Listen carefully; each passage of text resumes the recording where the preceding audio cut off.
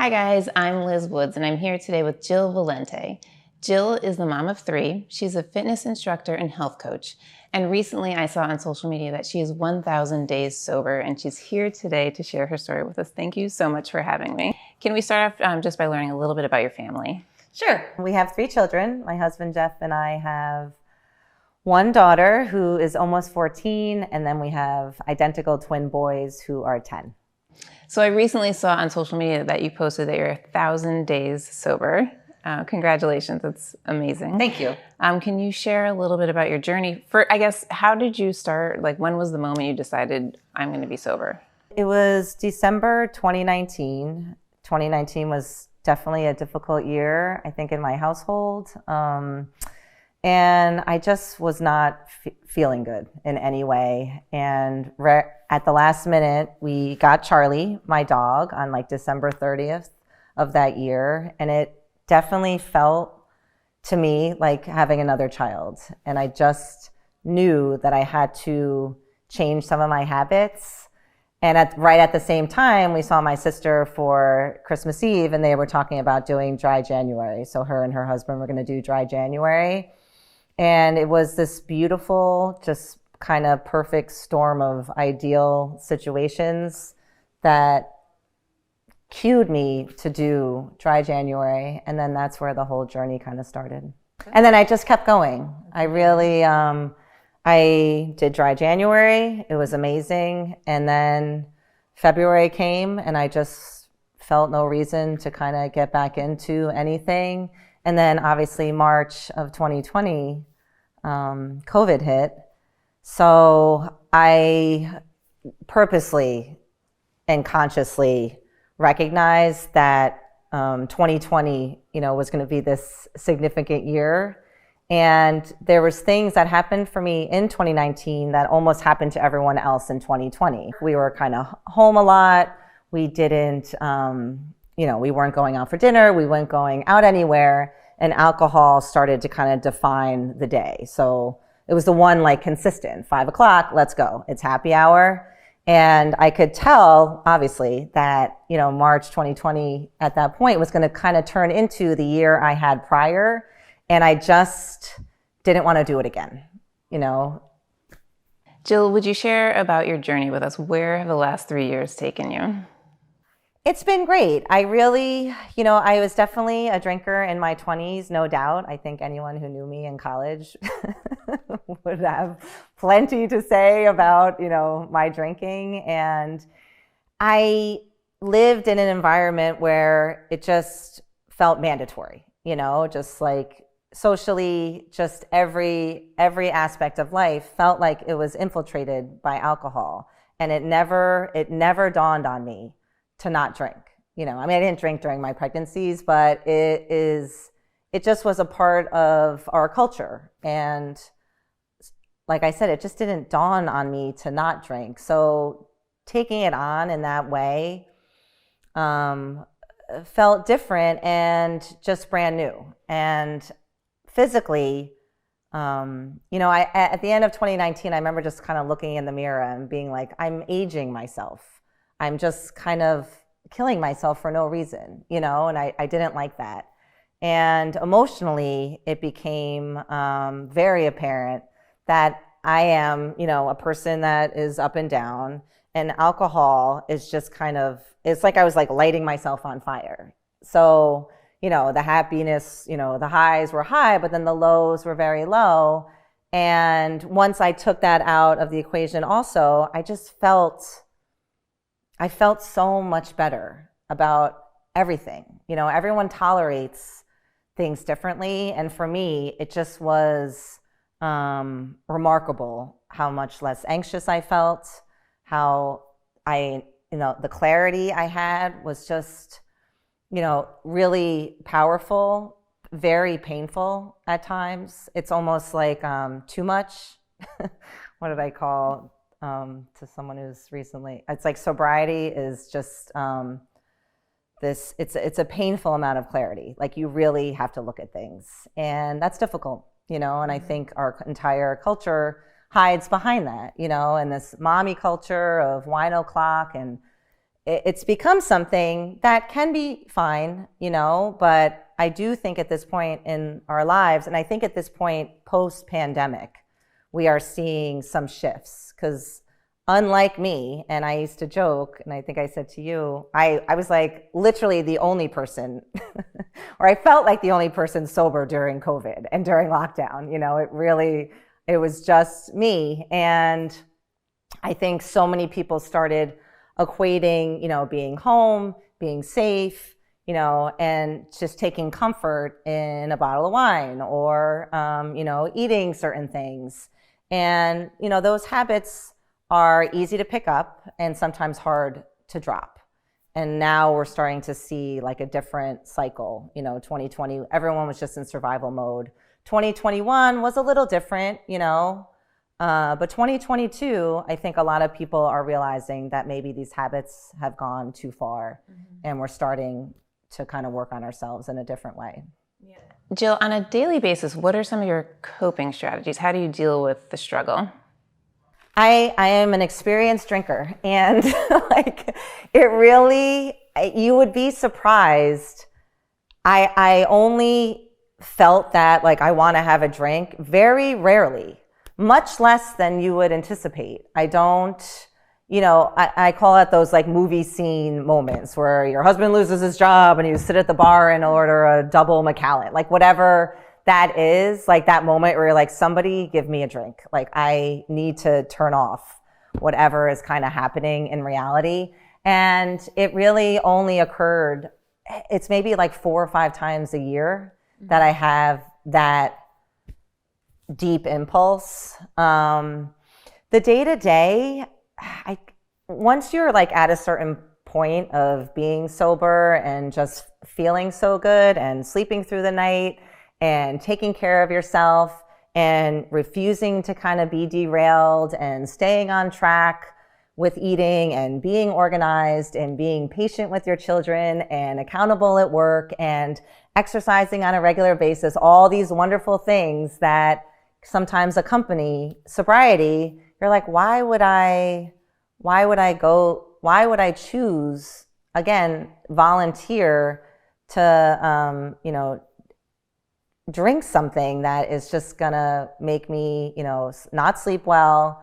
It's gonna age me overnight. I feel like women, especially as we get older, we're not tolerating, habits like we used to, and it's just different. So the benefits I feel are what keep me going. There's nothing I would do to sabotage how good I feel now. A lot of us have holiday parties coming up. How would you suggest someone deals with, drinking at a holiday party where there's so many opportunities to have a drink and you want to feel social, but it's awkward to say no? I mean, there's ways to be social. I was talking to a client about this. What defines you at a party is not what's in your drink. It's still, getting dressed up and being excited and talking with people and, kind of lifting yourself up. It really doesn't have to be attached to a glass of wine, and I find in the beginning, there was a lot of rituals that I had to replace. Drinking wine is ritualistic. You get the bottle, you get the glasses, you get your corkscrew, you open them, you take it off, the cork comes out. There's all these different layers to what that is. And a lot of what makes you feel, you're I'm going to exhale and have the thing that, I think makes me feel less anxious. You can kind of replicate with, different things. So do I like a rocks glass? 100%. Do I like my drinks chilled and, using a ton of ice? Yes. Do I add, pour a nice thing of seltzer and maybe add, some flavoring or an elixir or something? Yeah, I don't add alcohol, so I feel my glass is still jingling like it used to, that. Those are the sounds and the feels that I like. So at a party, that's what I will have. I will have a seltzer in a wine glass with, if it's a, upscale event, I'll ask for a lime and fresh mint or whatever they're kind of, serving, I'll mock up. but I just don't have alcohol, because alcohol does not define who I am, nor should it. A lot of us know someone who's struggling with alcohol, whether it's a spouse, a friend, a relative. What are some strategies for that person? How can they help out someone they know or love? I feel grateful that I was able to make a choice to live without alcohol. That is not something everyone gets. People struggle and are often forced into situations, and that is difficult in a way that is different from me. I think the person who is drinking too much, or may have kind of picked up, some habits that are harder to undo, may not always know how they are making people feel. So communication is key. They really don't understand. And often, often they're not aware of the habits, and what maybe was extreme at a certain time has become habitual, so maybe you never, had a cocktail at 5 o'clock, but that just became a part of our everyday. So kind of giving them some realization. So that takes, sometimes you have to pay attention to exactly what they're doing and let them know, that this is not a healthy situation. Maybe it's more like highlighting their habits, I think is a good strategy.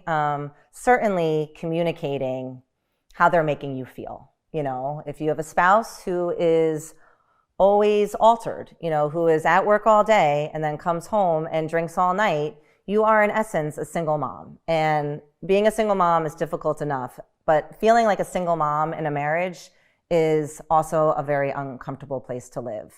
And, and it's unfair. It's unfair to feel that way. But it is hard. I don't know. It's a slippery slope with everyone. I'm working with clients as a health coach, and it comes up just because it's become so normalized, and B, almost became like mandatory, during this time period. And people need to look at what they're doing. If we're eating healthy all day long and then having 5 glasses of wine at night, that's something that a health coach is going to look at, or a doctor is going to look at. And if you're not like saying it out loud to someone or writing it down, no one wants to connect those dots. Nobody. So it does take a little bit of someone maybe just like shifting the spotlight on you. Like, hey, what's been going on? Hey, do you think, we're spending a lot of money at the Harrison Wine Vault? Like, hey, what can we do? And it doesn't always have to be so heavy. In the beginning, you can kind of like approach it a little bit lighter. That does tend to help. And then the situation can shift, and then someone will be like, oh my God, I am accidentally, having a 5th of Tito's like every week. Some people don't realize, and then maybe they realize, and then they can't come out of it. And that's a separate conversation. Mm-hmm.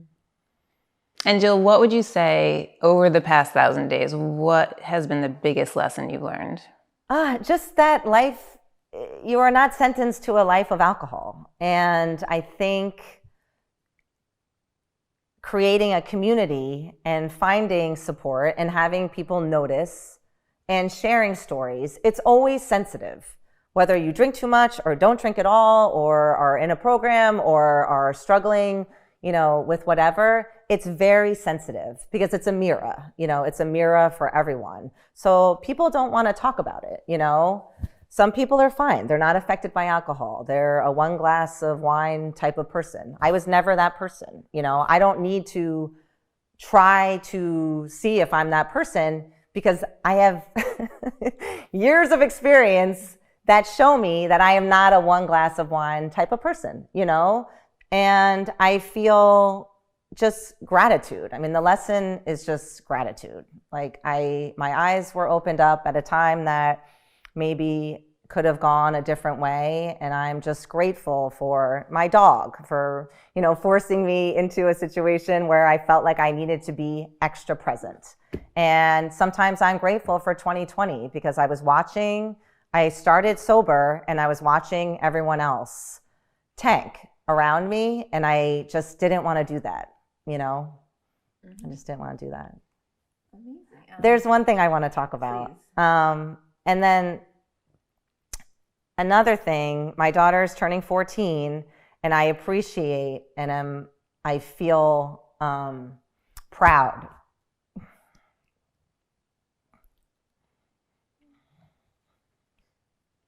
Now it is Barbara Walters.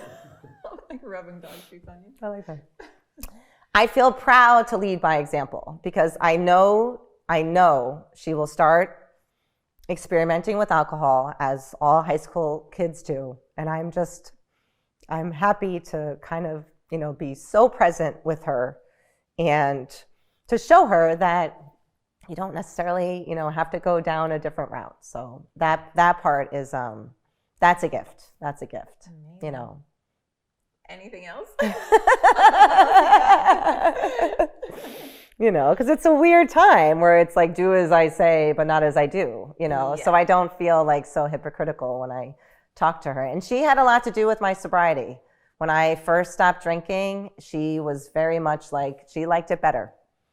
She liked it better when I was not drinking. Yeah. Which makes sense, Yes.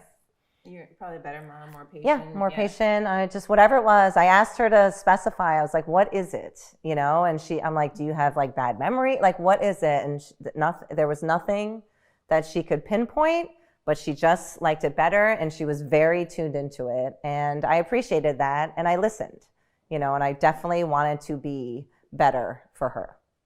Jill, thank you so much for having me today. This has been amazing. Thank you.